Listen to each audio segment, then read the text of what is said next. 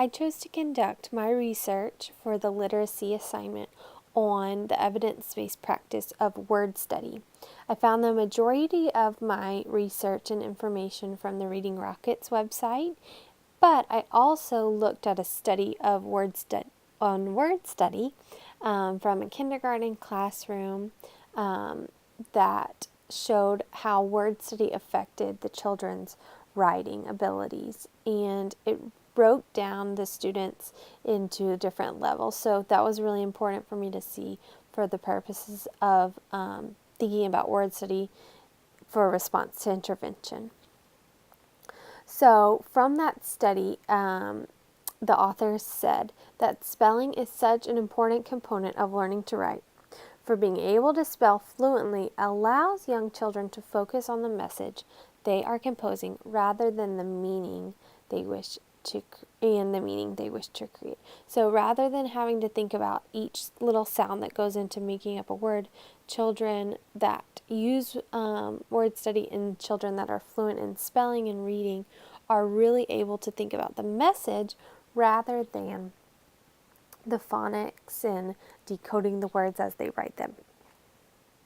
So this is just one component that I looked at here with word study, is that a lot of times traditional spelling lists are made up of a bunch of random words. So here you can see something kind of like that, maybe something like sight words or something like that. There's not really a huge pattern to them. There is a little bit on this left column, or right column, you can see of going from about 14 through 20. There's a little bit more of a pattern than there is in the left-hand column, but traditional spelling tests, I know when I was growing up, we had kind of some random words, but word study really focuses on looking at a specific pattern for the spelling word and being able to not just memorize words, but learn the spelling pattern, and that helps children transfer that learning to writing, reading, spelling, and even vocabulary. So from the Reading Rockets website, I got a ton of great information and just really was able to focus in on what specifically word study is. It's an alternative to traditional spelling instruction. It's based on learning word patterns rather than memorizing unconnected words. So for word study, you may study short A 1 week, or for maybe a tier 2 or a tier 3 group, you might focus on even more closely at a word family, just like here with the AG family. So in word study, pattern knowledge is so much more important than memorization. We don't really want to ask kids to memorize these patterns. We want them to be able to uncover the patterns, to be detectives when they're sorting words at the beginning of the week and learning about the patterns. We don't want memorization, we want pattern knowledge so that they can transfer the skills and generalize those skills to multiple areas. So when a word study program is taught with fidelity, these are the things that I found it includes.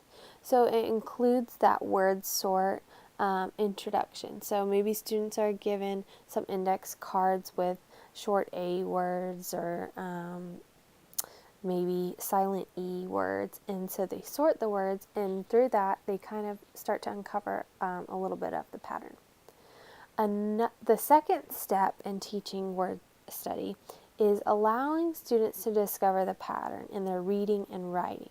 So the teacher isn't explicitly stating the pattern or telling them this is how it is, you just have to memorize it.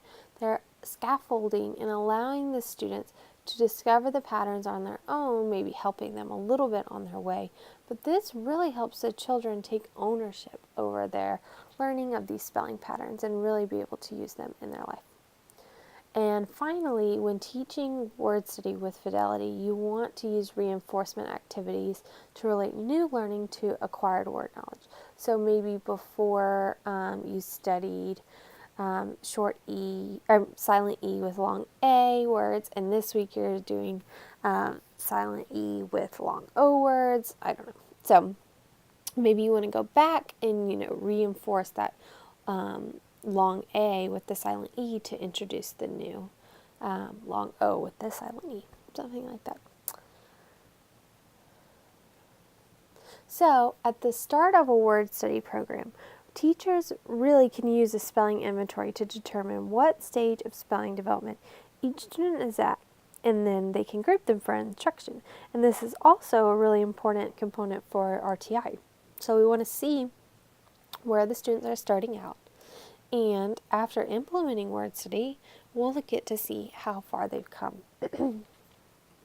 So I know the program that we use at our school definitely doesn't have spelling. So this, for me, would probably be a curriculum-based measurement that I would use, or just a teacher-made pre-test, post-test that I would use to measure student learning.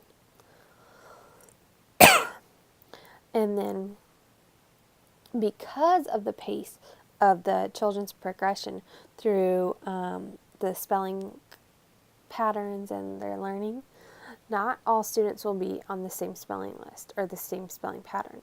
So actually, Reading Rockets says that rarely would all the students in the class be studying the same list of words. So this can get kind of complicated for teachers, but if you're systematic about it and you track student data and just keep track of everything, plan really well in advance, then you will make this chaos into something orderly where all students are being challenged and growing in their knowledge of spelling patterns. Also, instruction has to be deliberately sequenced by the teacher so that students get instruction that will propel their development. So, similar to what I was just saying, but instruction is deliberate and sequenced in a way that it makes sense. You don't want to hop around from short A to TH back to short I to SH. You want it to be deliberate. And there's lots of resources on how to go through the spelling patterns and the way that it's most logically sequenced for students to best understand and move from each spelling pattern. So a word study is so much more than memorization. It challenges students to seek out and understand the written language that they use and they see and they hear and apply it to all areas of literacy. So they're applying it to their writing, they're applying it to their reading, they're applying it to their spelling, and sometimes even vocabulary. And ultimately, word study could be used across tiers and grade levels to help students better understand and learn spelling patterns behind the words they see, hear, write in the world around them. So, like I previously said, maybe all students on tier 1, they might not all be studying the same spelling pattern, but that's okay. It's still within the grade level. But students who are behind grade level and maybe in tier 2, they might be more intensely studying spelling patterns, maybe playing different word sort games, maybe doing word families instead of a generalized, short A. Maybe they're doing AT words to really help them focus in and listen for those sounds.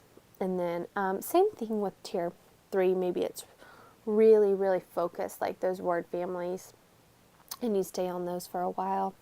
And in the different tiers too, you can play different sort games and things like that to really help students better understand spelling patterns and how they can use them authentically in their writing and their reading.